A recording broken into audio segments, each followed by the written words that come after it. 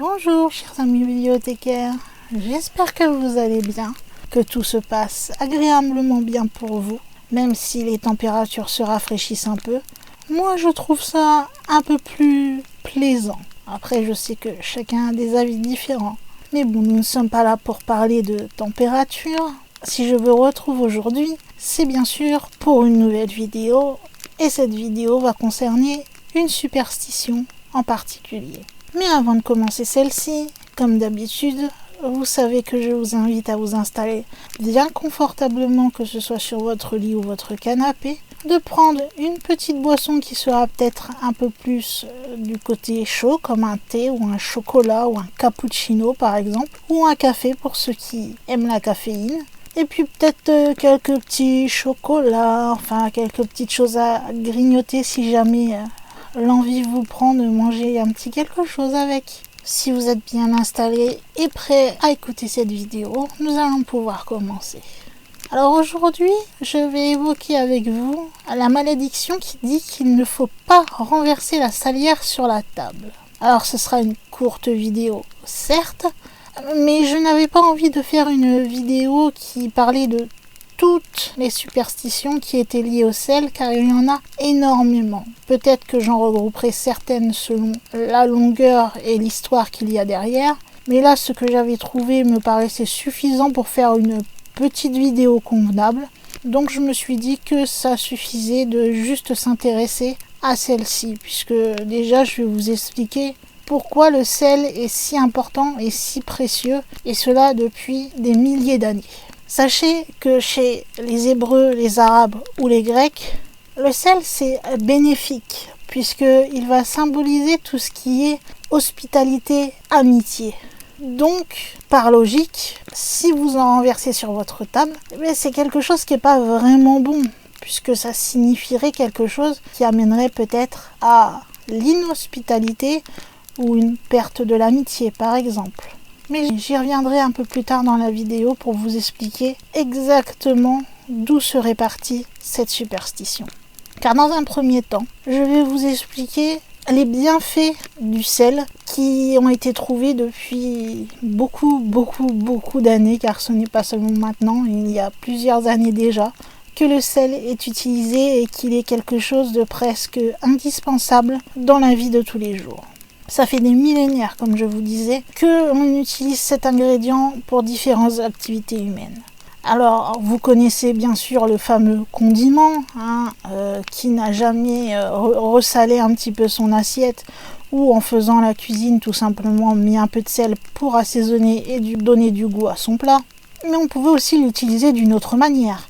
Avant, lorsqu'il n'y avait pas encore de frigo, réfrigérateur, enfin vous voyez toutes ces choses que l'on a maintenant qui nous permettent de garder les aliments, le sel pouvait être utilisé comme conservateur. Par exemple, vous pouviez mettre de la viande ou du poisson que vous conserviez dans du sel et il se gardait plus longtemps. D'ailleurs, il y avait même une légende urbaine qui parlait un peu de ce sel, mais ce n'était pas le sujet principal de la légende, mais il évoquait ce fait que la viande était gardée justement dans du sel.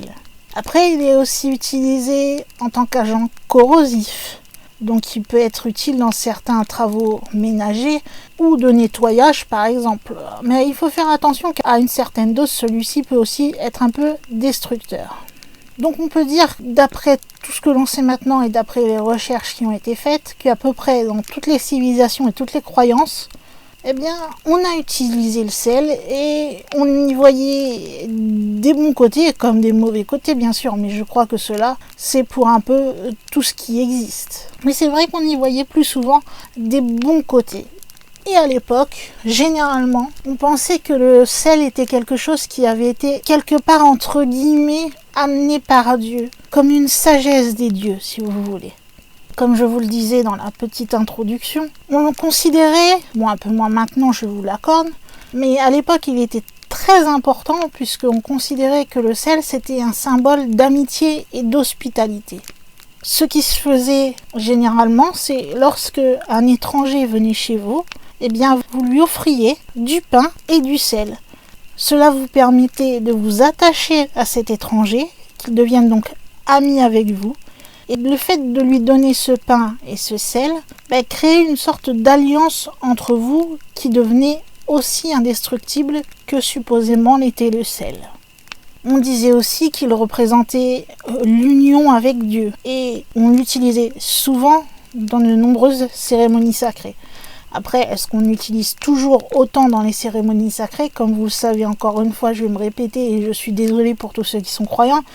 Je suis athée et je n'en sais rien, donc je ne vais pas m'avancer dans des choses que je ne sais pas. Donc, si vous êtes croyant et de n'importe quelle croyance, est-ce qu'on utilise encore beaucoup le sel dans des cérémonies? Vous pouvez me le dire en commentaire, comme ça j'apprendrai quelque chose.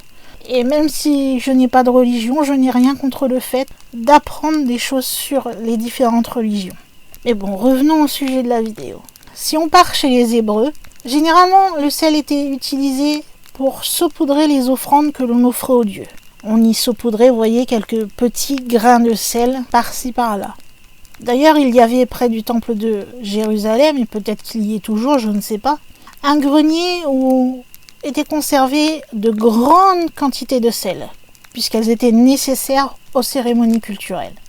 On frottait aussi le nouveau-né avec du sel pour le bénir. Et si on part en Palestine, le prophète Élisée utilisait le sel pour purifier les sources qui se trouvaient proches de Jéricho. Pour cela, tout simplement, il jetait du sel dans les différentes sources.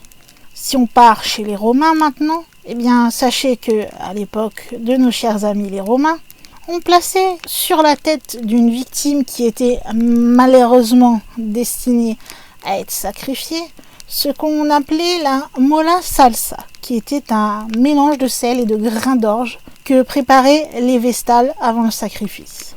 Un peu plus religieusement parlant maintenant, chez les chrétiens, au moment du baptême, on imbibait de sel les lèvres du bébé. Ça avait deux raisons.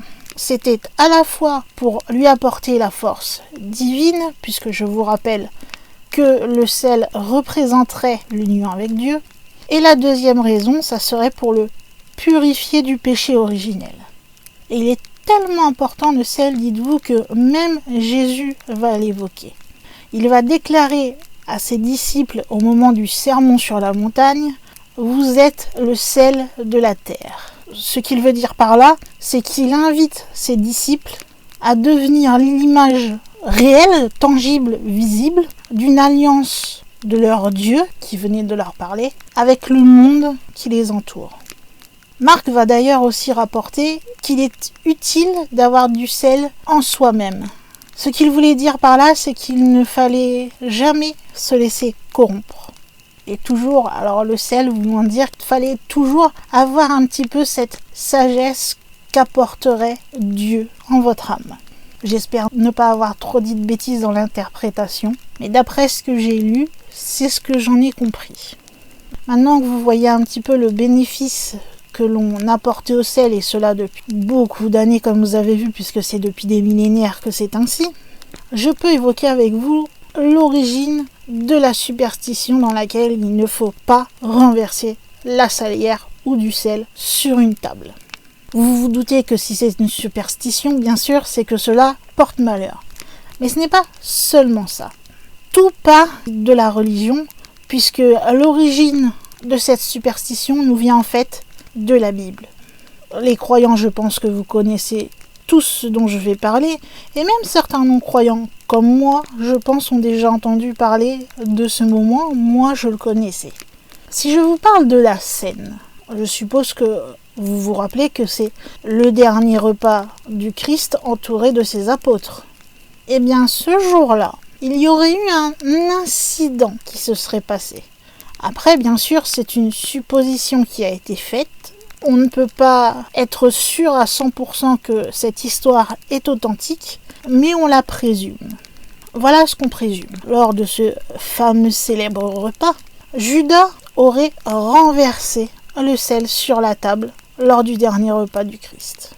Vous savez après ce qui est arrivé au Christ, puisque quelque part, pour faire simple et pas rentrer dans la notion religieuse, mais c'est Judas qui va le trahir.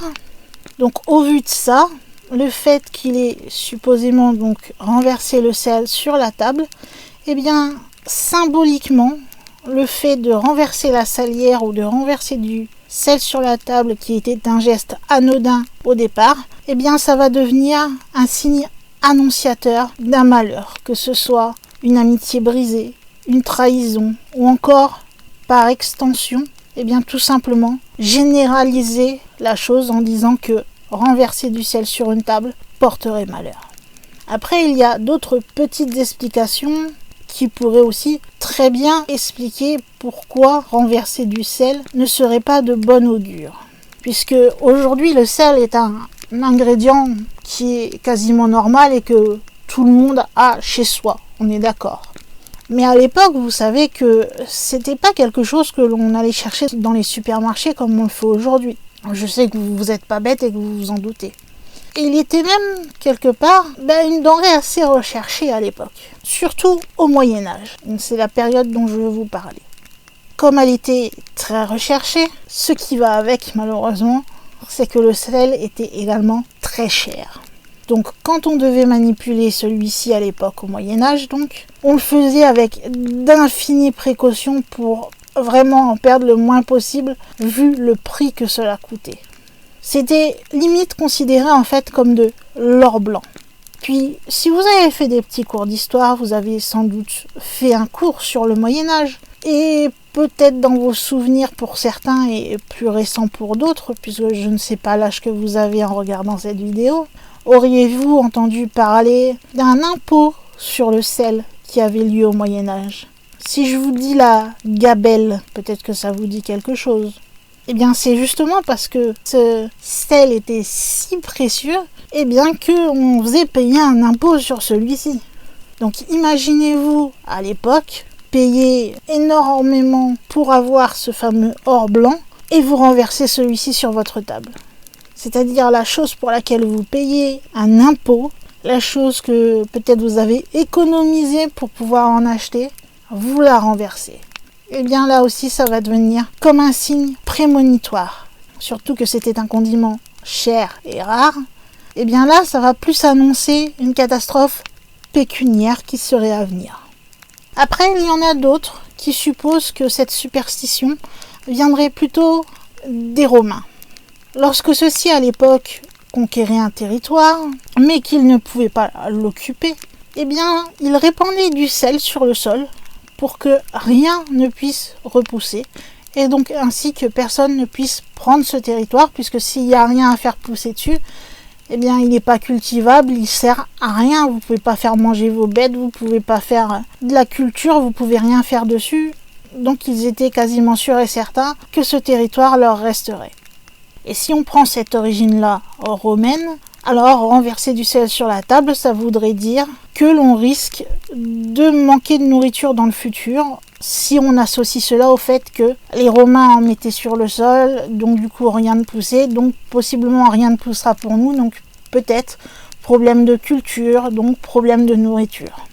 C'est toujours en fait, si vous voulez, l'origine va apporter la conclusion de ce que ça va amener en fait. Si c'était plus, comme vous l'avez remarqué, si c'était plus considéré comme quelque chose d'amical, d'hospitalier, etc., le renverser le sel, ça vous amènera inhospitalité, trahison, désunion, etc. Si comme au Moyen-Âge, c'était considéré comme quelque chose de rare et de très cher, ça voulait dire que si vous en renversez, une catastrophe pécuniaire allait arriver. Et finalement, chez les Romains, s'il était utilisé pour faire que plus rien ne pousse à l'endroit où ils étaient, eh bien en contrepartie, si vous renversiez du sel, eh bien ça voulait donc dire que cela risquait de vous arriver d'avoir un problème peut-être de culture si vous étiez quelqu'un qui faisait de la culture, donc au final un manquement de nourriture. Vous voyez quelque part que tout est lié dans l'explication. Mais rassurez-vous, tout n'est pas perdu.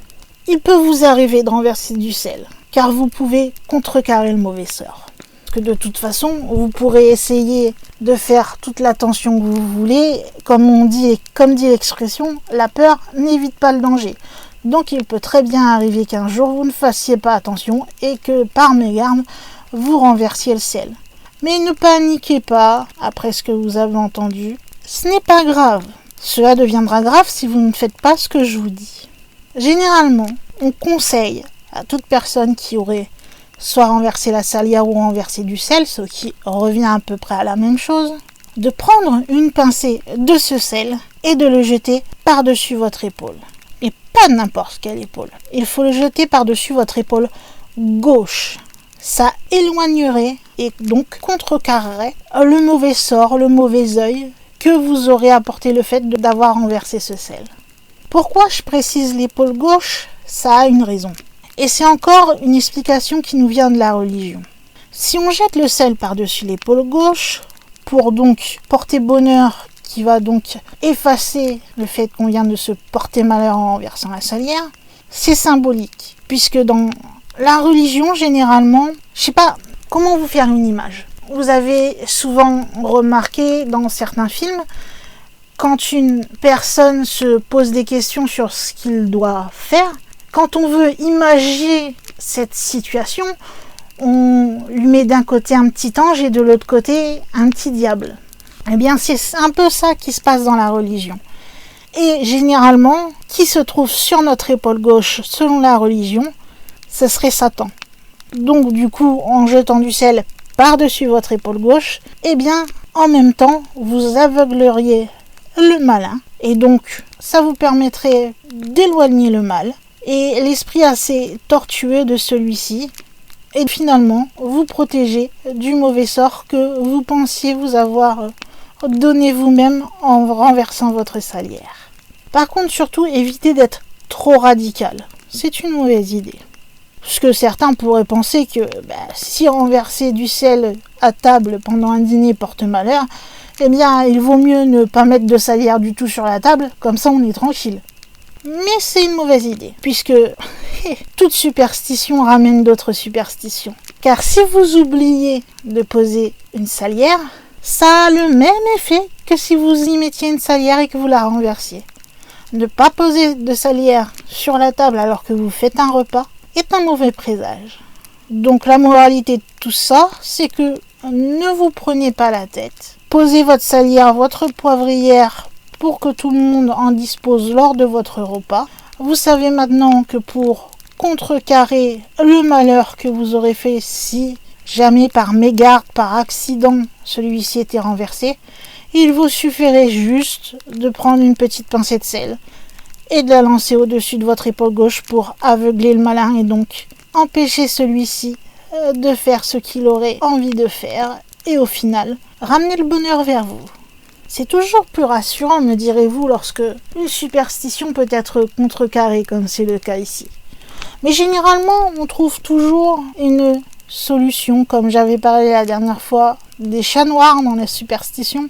Ou par exemple, si vous croisiez un chat noir quand vous étiez en voiture et que vous conduisiez, eh bien vous pouviez ouvrir votre carreau et cracher par le carreau de votre portière. C'était une solution qui pouvait annuler le mauvais sort qu'avait annoncé le fait d'avoir croisé ce chat noir.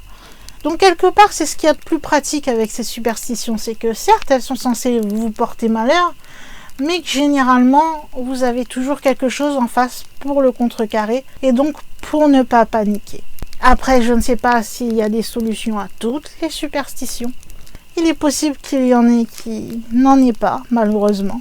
Mais pour l'instant, toutes celles dont j'ai parlé sont des choses simples à faire qui vous évitent de vous apporter, alors comme certains diraient, le mauvais œil, la malchance, le fait d'être plus attiré par le diable. Enfin, c'est selon votre perception que vous avez du mauvais entre guillemets et du fait de porter malheur.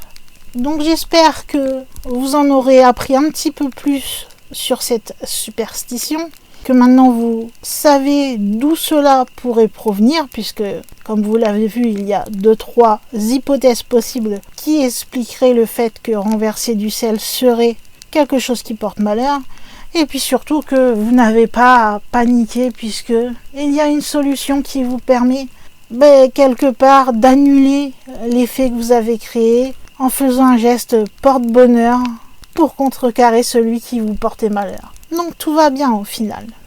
Je suppose que beaucoup d'entre vous connaissez déjà cette superstition, mais saviez-vous d'où cela pouvait possiblement être originaire et que, eh bien, bizarrement, dans les deux cas, pour l'explication de où ça viendrait et comment le contrecarrer, on aurait des explications qui reviendraient à la religion. Vous savez que, pour répondre à mes questions, donc c'est-à-dire si vous connaissiez cette superstition, si vous saviez d'où elle venait, si vous saviez comment faire pour la contrecarrer, ce que cela signifiait, si vous saviez qu'on devait jeter du sel par-dessus son épaule, eh bien tout simplement, il y a les commentaires en dessous de la vidéo qui permettent de vous exprimer, de me dire aussi tout simplement de façon générale si vous avez aimé la vidéo ou tout simplement pour me faire un petit coucou. Et si vous avez aimé la vidéo, en plus du commentaire, vous pouvez aussi me mettre un petit pouce en l'air, like, selon le nom que vous voulez donner à celui-ci. C'est un petit bonus qui fait toujours plaisir et qui récompense le travail derrière chaque vidéo. Et puis si vous arrivez sur cette chaîne et puis que vous n'êtes pas encore abonné et donc que vous ne faites pas encore partie de mes chers bibliothécaires, bien c'est tout simple, je vous invite juste à prendre quelques secondes de votre temps. Si vous aimez tout ce qui concerne le paranormal et le surnaturel, c'est le thème de la chaîne, donc n'hésitez pas, allez sous la vidéo, regardez le petit bouton rouge qui est censé dire s'abonner, cliquez dessus et miracle, maintenant vous seriez abonné et vous ferez partie de mes bibliothécaires. Si vous l'avez fait, eh bien bienvenue parmi nous et vous êtes un nouveau bibliothécaire. Et si vous voulez être sûr de ne rater aucune vidéo qui seront publiées sur la chaîne, là encore, c'est très simple. Il vous suffit de cliquer sur la petite cloche qui normalement est apparue lorsque vous vous êtes abonné et de cocher la petite cloche qui indique recevoir toutes les notifications liées à cette chaîne. Ainsi, dès que je publierai une vidéo sur la chaîne, c'est ce qui arrive donc 3 fois par semaine, les habitués le savent, eh bien YouTube vous enverra une petite notification pour vous prévenir que la vidéo est sortie et que vous pouvez aller la voir. Et pour terminer, vous savez pour les habitués encore une fois que vous pouvez partager cette vidéo partout où cela est possible de le faire, que ce soit sur les réseaux sociaux, sur un blog, sur un site, par mail, en parlant autour de vous, enfin bref, tous les moyens sont bons pour faire connaître cette chaîne et pour pouvoir parler paranormal sans quelque part avoir un sentiment de honte ou de gêne puisque cette chaîne est faite pour ça. Eh bien, je crois, mes chers amis, qu'il va être temps pour moi, en tant que gardienne de cette fameuse bibliothèque, de fermer les portes de celle-ci et de vous dire à une prochaine vidéo. Bye!